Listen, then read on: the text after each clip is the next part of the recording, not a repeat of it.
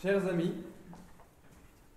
vous connaissez probablement Saint Roch, ce grand saint que l'on invoque en cas d'épidémie. C'était un saint attachant, au tempérament doux, toujours de bonne humeur. Il était ivre de joie de se savoir aimé de Dieu, au point que, comme nous ce soir, il chantait quand il croisait des troubadours, des baladins et des jongleurs.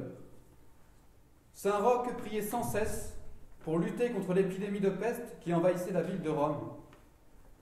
Un jour, alors qu'il passait par Rimini et retournait à Plaisance, où sévissait la peste, il se rendit à l'hôpital Notre-Dame de Bethléem, où l'on soignait les malades atteints de cette maladie. Une nuit, alors qu'il dormait profondément, il fit un songe.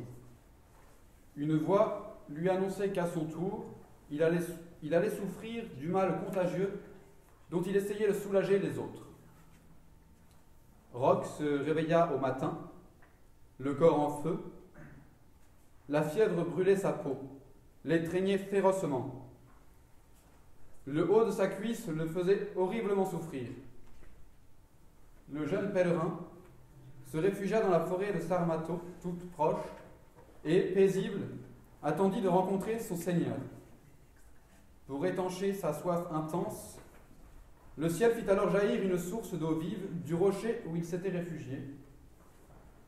Il s'y désaltéra à grands traits, louant la providence secourable.